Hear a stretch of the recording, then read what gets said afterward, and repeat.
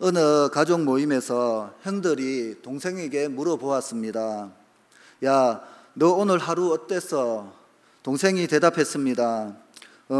형들 덕분에 인생 공부를 좀 했어. 형들이 의아해하며 다시 물었습니다. 인생 공부? 그게 뭐야? 동생이 씩 웃으면서 말했답니다. 형들 덕분에 시기가 뭔지, 미움이 어떤 건지, 배신이 얼마나 아픈 건지 제대로 배웠거든. 형들이 순간 말문이 막혀서 서로 눈치만 봤다고 합니다. 우리 인간관계가 참 그렇습니다. 가족끼리도 친구끼리도 이런 일들이 벌어지고 있습니다.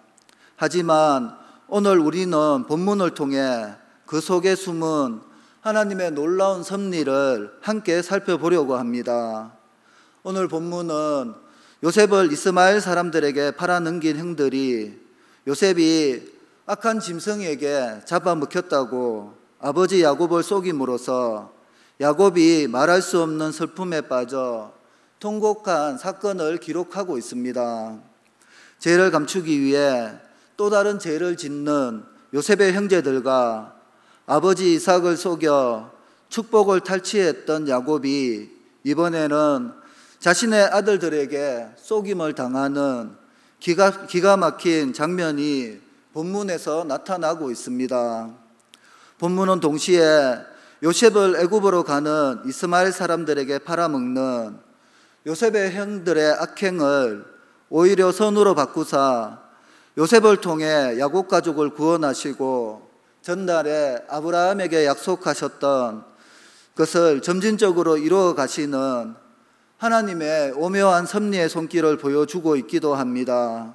그렇다면 하나님께서 본문을 통해 우리에게 주시는 말씀을 살펴보면 먼저는 형들의 재성에 대해서 말씀하고 있습니다.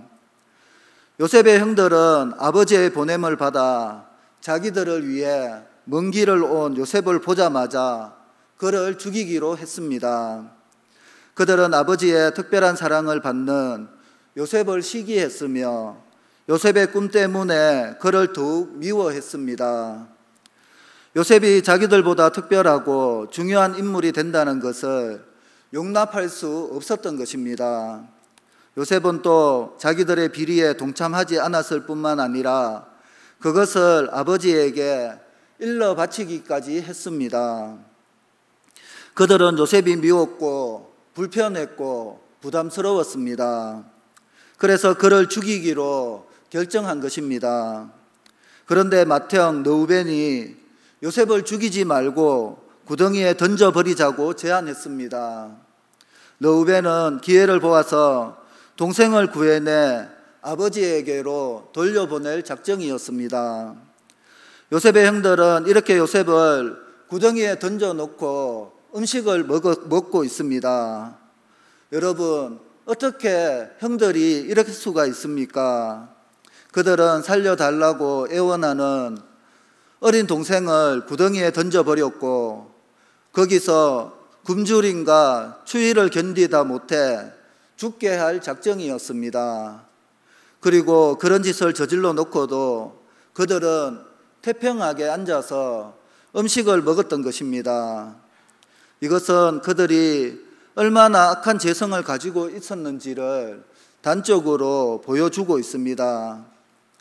그때 마침 사망의 대상들이 지나가는 것이 보였습니다. 25절에 그들이 앉아 음식을 먹다가 눈을 들어본 즉 한 무리의 이스마엘 사람들이 길르앗에서 오는데 그 낙타들의 항품과 유황과 몰약을 싣고 애굽으로 내려가는지라 하였습니다. 그때 유다가 요셉을 죽이지 말고 그 대상들에게 팔아버리자고 제안을 했습니다. 26절에서 27절입니다. 유다가 자기 형제에게 이르되 우리가 우리 동생을 죽이고 그의 피를 덮어둔들 무엇이 유익할까? 자, 그를 이스마엘 사람들에게 팔고 그에게 우리 손을 대지 말자. 그는 우리의 동생이요 우리의 혈육이니라 하며 그의 형제들이 청종하였다라고 하였습니다. 그들은 요셉이 자기들의 동생이며 골육이므로 그를 죽이는 것은 좋지 못한 일이라고 생각했습니다. 그럼에도 불구하고 그들은 요셉을 죽일 작정이었습니다. 그런데 유다가 동생을 죽이는 것보다는 팔아버리는 것이 좋지 않겠느냐고 말하자 그들은 모두 그 말에 찬성을 한 것입니다. 요셉을 자기들의 손으로 죽이는 것보다는 이렇게 팔아버리는 것이 훨씬 부담 없고 편한 방법이라고 생각한 것입니다. 이렇게 해서 요셉은 상인들에 팔려 애굽으로 가게 되었습니다. 28절에 보면 그때 미디안 사람 상인들이 지나가고 있는지라 형들이 요셉을 구덩이에 끌어올리고 은 20개에 그를 이스마엘 사람들에게 팔매 그 상인들이 요셉을 데리고 애굽으로 갔더라고 말씀합니다. 요셉은 팔려갈 때 형들에게 살려달라고 얼마나 애걸복걸했는지를 모릅니다. 나중에 그들이 양식을 사기 위해 애굽에 갔다가 어려움을 당하자 그들은 서로 이렇게 말하고 있습니다. 창세기 42장 21절입니다. 그들이 서로 말하되 우리가 아우의 일로 인하여 범죄하였도다. 그가 우리에게 애걸할 때에 그 마음의 괴로움을 보고도 듣지 아니하였으므로 이 괴로움이 우리에게 임하였도다. 형들은 어린 동생이 울면서 애걸하는 것을 외면하고 그를 팔아버렸던 것입니다. 그들의 마음이 얼마나 강팍하고 완악했는지를 알 수 있습니다. 이처럼 요셉은 형들의 시기와 미움 그리고 그들의 제약된 결정으로 인해 아무런 잘못도 없이 구덩이에 던져지고 결국은 은 20에 팔려 애굽이라는 이방 땅으로 끌려가게 되었습니다. 억울하고 고통스러운 상황이었습니다. 사랑하는 가족의 손에 의해 팔린 요셉의 마음이 어떠했겠습니까? 그는 깊은 배신감과 두려움 속에서 낯선 땅으로 떠날 수밖에 없었습니다. 그러나 성경은 이러한 요셉의 비극적인 사건 속에서도 하나님께서 침묵하지 않고 계셨음을 분명하게 보여주고 있습니다. 요셉의 생애는 인간의 악함과 재성 그리고 하나님의 놀라운 섭리가 교차하는 역사적인 사건입니다. 형들의 악한 계획은 분명 죄였고 요셉에게는 큰 고난을 안겨주었습니다. 하지만 그 고난의 뒤편에는 하나님의 놀라운 뜻이 있었던 것입니다. 사람의 악함을 하나님께서는 선으로 바꾸어 역사하시는 분이심을 요셉의 생애는 우리에게 증거해 주고 있습니다. 하나님은 요셉이 애굽으로 끌려가도록 허용하셨습니다. 그것은 요셉이 고난의 시간을 통해 연단되고 장차 형들과 온 가족 더 나아가서는 많은 백성들의 생명을 구원하는 하나님의 도구로 쓰임받기 위한 과정이었습니다. 요셉은 비록 처음에는 이해할 수 없었겠지만 시간이 흐르면서 하나님의 뜻이 어떻게 이루어지는지를 점차 깨닫게 되었습니다. 형들의 죄로 인해 시작된 요셉의 고난이었지만 하나님은 그 고난을 통해 요셉을 높이셨고 그를 애굽의 총리로 세우셨습니다. 결국 형들이 굶주림으로 인해 애굽에 내려왔을 때 요셉은 형들을 향해 이렇게 고백합니다. 창세기 45장 5절에 보면 당신들이 나를 이곳에 팔았다고 해서 근심하지 마소서. 하나님이 생명을 구원하시려고 나를 당신들보다 먼저 보내셨나이다. 요셉의 이 고백은 단순한 용서의 말이 아니라 하나님의 섭리를 꿰뚫어 본 바로 믿음의 고백이었습니다. 형들은 악한 마음으로 요셉을 팔았지만 하나님은 그 일을 통해 생명을 살리는 계획을 이루어 놓으셨던 것입니다. 이것이 바로 하나님의 주권적인 섭리요 은혜입니다. 여러분, 우리는 종종 예상치 못한 고난과 상처를 경험하게 됩니다. 때로는 사람들의 악함으로 인해 고통을 받게 되고 억울한 일을 당하기도 합니다.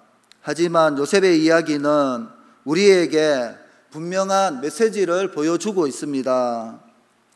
하나님은 인간의 악함과 실수조차도 주권 가운데 사용하셔서 선한 뜻을 이루어 가신다는 것입니다. 하나님 안에서는 고난이 결코 끝이 아니라고 말씀하는 것입니다. 오히려 하나님의 뜻이 시작되는 자리라고 말씀하고 있는 것입니다. 요셉처럼 우리도 이해할 수 없는 상황 속에서도 하나님의 손길을 믿고 신뢰해야 합니다.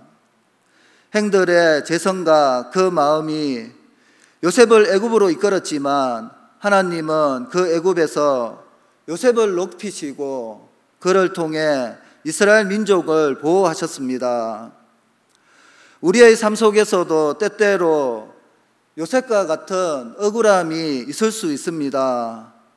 그러나 우리는 기억해야 합니다. 하나님은 결코 당신을 잊지 않으시며 고난 가운데서도 반드시 하나님의 뜻을 이루어가고 계신다는 것입니다.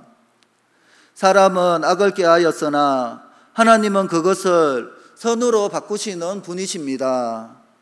그러므로 우리는 고난 가운데 낙심하거나 절망하지 말아야 합니다. 오히려 하나님의 섭리를 바라보며 믿음으로 반응하며 인내로 나아가야 합니다.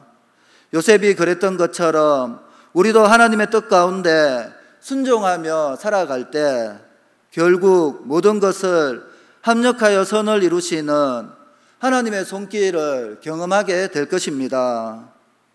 이 믿음을 끝까지 붙들시고 어떠한 상황 가운데서도 하나님의 선하신 섭리를 신뢰하는 우리 모두가 되시기를 축원을 드립니다. 다음으로 아버지를 속인 아들들입니다. 마태형 르우벤은 형제들이 요셉을 팔아 넘길 때 자리에 없었습니다. 그런데 그가 돌아와 보니 구덩이에 동생이 없었습니다. 형제들이 요셉을 팔아버렸다는 사실을 알게 된 르우벤은 옷을 찢으며 탄식했습니다. 29절에서 30절입니다.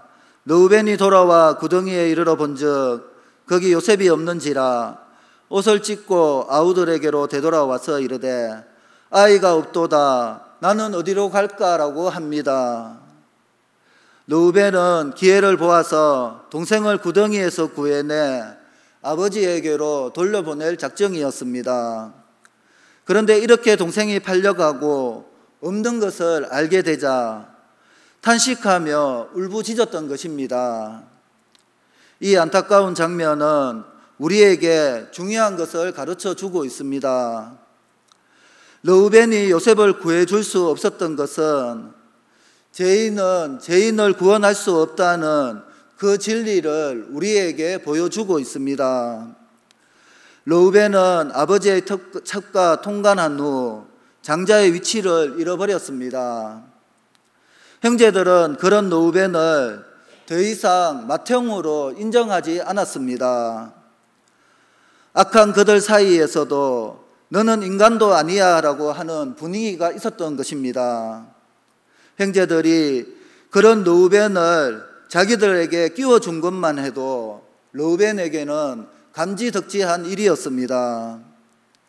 그러므로 르우벤은 맏형이었음에도 불구하고 동생들의 음모와 잔인한 계획을 저지할 수 없었습니다. 요셉을 미디안 대상들에게 팔아버린 형제들은 요셉이 짐승에게 찢겨 죽은 것으로 조작하게 됩니다.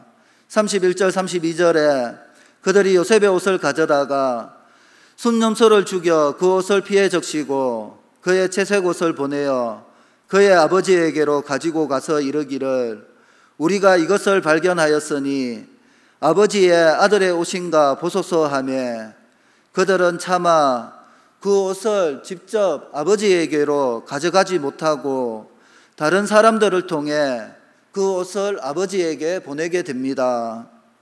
그리고 멀쩡하게 살아있는 요셉을 죽은 것으로 만들어 버렸습니다. 요셉의 옷을 받아든 야곱은 사랑하는 아들 요셉이 짐승에게 찢겨 죽은 것이 틀림없다고 생각했습니다. 33절에 아버지가 그것을 알아보고 이르되 내 아들의 옷이라 악한 짐승이 그를 잡아먹었도다. 요셉이 분명히 찢겼도다 하고 요셉이 죽었다고 생각한 야곱은 말할 수 없는 슬픔과 고통으로 통곡했으며 좀처럼 진정할 줄을 몰랐습니다. 34절에서 35절에 보면 자기 옷을 찢고 굵은 배로 허리를 묶고 오래도록 그의 아들을 위하여 애통하니 그 모든 자녀가 위로하되 그가 그 위로를 받지 아니하여 이르되 내가 슬퍼하며 서울로 내려가 아들에게로 가리라 하고 그의 아버지가 그를 위하여 울었다라고 하였습니다. 여러분, 야곱은 좀처럼 울지 않는 사람입니다. 그는 아버지를 속이고 자기를 죽이려는 형을 피해 홀로 도망칠 때에도 울지 않았습니다. 그의 딸 디나가 강간을 당했을 때도 울지 않았습니다. 그리고 아들들이 세겜에서 끔찍한 일을 저질렀을 때도 울지 않았습니다. 심지어는 그토록 사랑하던 아내 나엘이 죽었을 때에도 그렇게까지 울지는 않았으며 그의 부모가 죽었을 때도 그렇게 울지는 않았습니다. 그러나 요셉이 없어졌을 때 야곱은 말할 수 없이 애통해했습니다. 그는 그 누구의 위로도 거절했던 것입니다. 그의 단 한 가지 소원은 죽어서 요셉에게로 가는 것뿐입니다. 형제들은 아버지가 충격을 받고 슬퍼할 줄은 알았으나 그렇게까지 슬퍼할 줄은 몰랐습니다. 다른 아들들도 많이 있으니 잠시 슬퍼하다가 진정할 것으로 생각했다는 것입니다.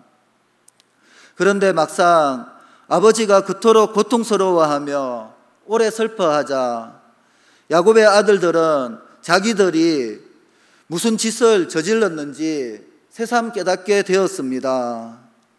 그런데 요셉이 죽었다고 생각했을 때 야곱은 왜 그렇게 슬퍼했겠습니까? 야곱은 요셉을 다른 아들들보다 특별히 더 사랑했습니다. 요셉은 야곱이 노년에 그것도 가장 사랑하던 아내 라헬에게서 얻은 아들이었기 때문이었습니다. 뿐만 아니라 요셉은 다른 아들들과는 달랐습니다. 요셉은 어려서부터 유달리 경건하고 믿음이 좋은 아들이었습니다. 그러나 야곱이 그토록 슬퍼한 것은 단지 이런 이유 때문만은 아니었습니다. 야곱은 요셉을 통해 하나님께서 이루시고자 하시는 은혜로우신 계획을 기대하고 있었습니다. 여러분, 당시의 야곱의 가정은 아무런 소망도 없고 기대도 할 수 없는 형편에 있었습니다. 여러분, 한번 생각해 보십시오. 그의 딸 디나는 가나안의 제약된 문화를 동경하다가 이방인에게 강간을 당했으며 그의 아들들은 복수한다고 할례를 빙자하여 세겜 사람들을 속이고 그들을 모조리 죽이는 끔찍한 일을 저질렀습니다. 그렇게 하고도 그들은 죄책감을 조금도 느끼지 못했습니다. 그리고 맏아들 르우벤은 자신의 첩 비라와 통간했습니다. 야곱은 그러한 자녀들의 모습을 보면서 절망하지 않을 수 없었다는 것입니다. 야곱이 이 모든 일을 당하면서도 한마디 말도 없었던 것은 그의 절망이 얼마나 컸는지를 우리는 짐작할 수 있습니다. 그들은 하나님의 백성으로 택함을 받는 자들이었는데 이렇게 타락하고 완악했다는 것입니다. 이제 이들에게 남은 것은 심판 외에 무엇이었겠습니까? 그래서 야곱은 자신의 가정에 대해 두려움과 절망을 느끼고 있었던 것입니다.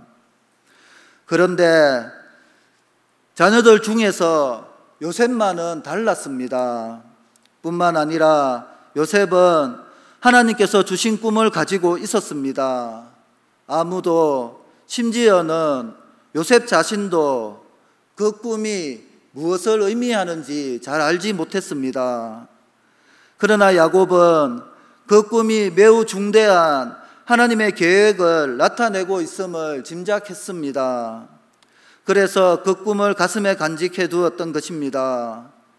창세기 37장 11절에 보면 그의 형들은 시기하되 그의 아버지는 그 말을 간직해 두었다라고 하였습니다. 야곱은 하나님께서 요셉을 통해서 큰 일을 이루시고 자신의 가정을 구원하실 것으로 믿었습니다. 그러므로 요셉은 야곱의 소망이었고 그 가정의 소망이었습니다. 그런데 바로 그 요셉이 이렇게 죽고 만 것입니다. 사실 요셉은 죽지 않고 팔려갔지만 야곱은 요셉이 죽은 줄만 알았습니다.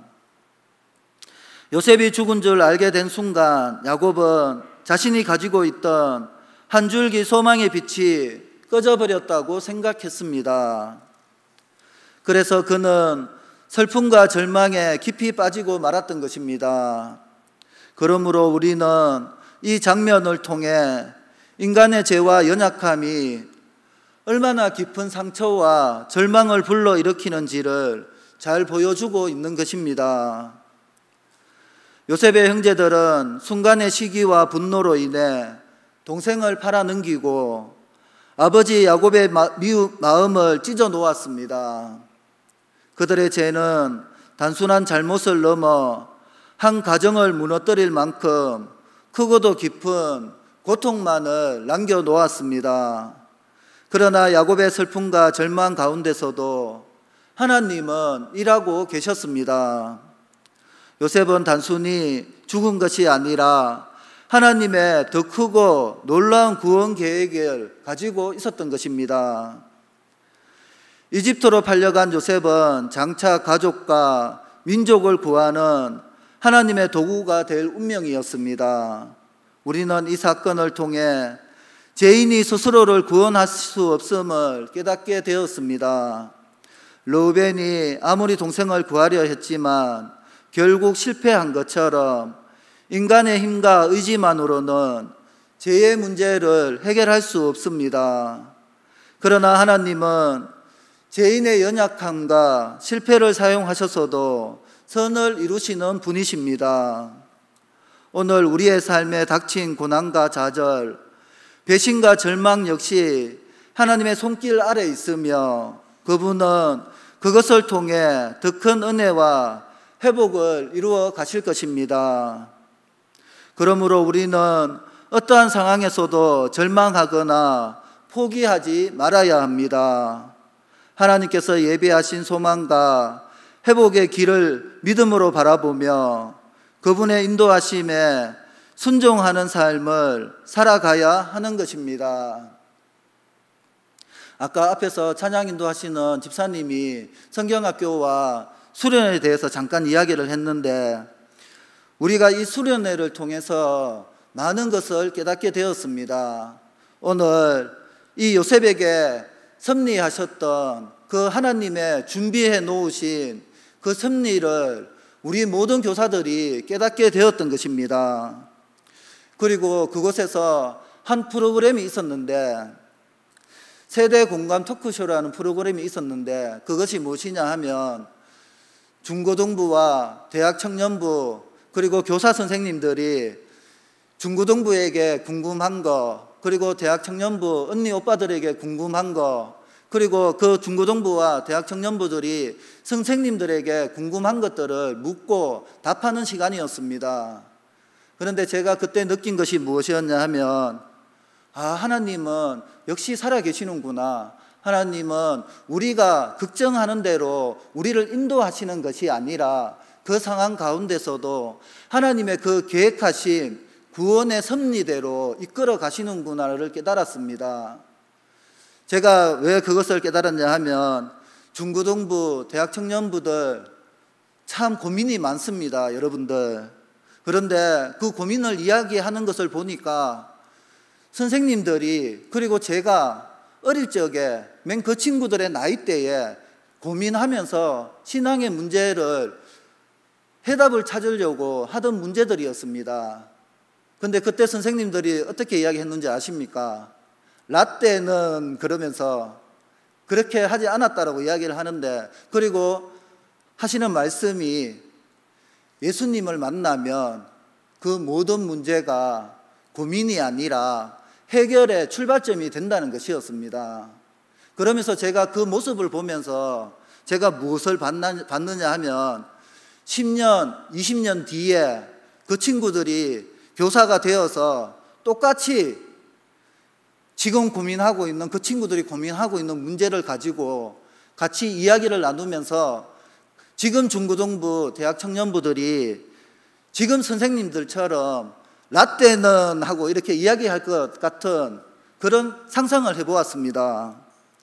여러분, 야곱이 요셉을 통해 품었던 그 소망처럼 우리에게도 하나님께서 주신 꿈과 계획이 있습니다. 그 계획이 있음을 기억하며 그 하나님 앞에 모든 것을 맡기며 그 하나님과 동행하며 담대히 나아가는 우리 모두가 되시기를 축원을 드립니다. 말씀을 정리하겠습니다. 한 청년이 있었습니다. 그는 가족과 친한 친구들에게서 깊은 상처를 받았습니다. 그때마다 청년은 마음속 깊은 슬픔과 고통을 감내해야 했습니다. 주변 사람들은 그에게 그 사람들한테 너무 상처받지 말고 빨리 잊어버리라고 조언했지만 마음의 상처는 쉽게 아물지 않았습니다. 그러던 어느 날 청년은 마음을 다잡고 말했습니다. 내가 겪은 배신과 상처가 너무 아팠지만 그 경험 덕분에 나는 더 강해졌고 내가 누구인지 더 깊이 알게 되었어요. 그리고 그 과정을 통해 나는 진정한 용서와 사랑의 의미도 배우게 되었어요. 시간이 흘러 그 청년은 어느덧 주변에 상처받은 사람들을 도와주는 상담자가 되어 있었습니다. 그가 겪은 아픔과 배신의 경험은 오히려 하나님의 선한 계획 가운데 다른 이들을 치유하는 도구가 되었던 것입니다. 우리도 마찬가지입니다. 우리가 지금까지 살아오면서 겪고 있는 많은 슬픔들, 아픔들이 여러분들이 하나님을 만나면서 해결받은 것처럼 누군가에게 그 아픔과 그 고난을 겪고 있는 자들에게 도와줄 수 있는 상담자가 될 수 있다는 것입니다. 때로는 사람들의 잘못과 배신으로 상처받고 힘들지만 하나님은 그 모든 어려움을 선으로 바꾸시며 우리를 강하게 하시고 나아가 다른 사람을 돕는 귀한 일꾼으로 쓰신다는 것입니다. 그러니 어떤 고난과 배신 앞에서도 절망하지 마시고 하나님의 선한 계획을 신뢰하며 믿음으로 하나님 앞에 담대히 나아가는 우리 모두가 되시기를 축원을 드립니다. 기도하겠습니다. 하나님 아버지, 은혜를 감사드립니다. 요셉의 고난 속에서도 일하시는 주님의 섭리를 믿고 의지합니다. 우리의 상처와 아픔도 주님의 손에 온전히 맡깁니다. 선으로 바꾸시는 하나님의 뜻을 신뢰하며 살아가는 저희들 되게 도와주시옵소서.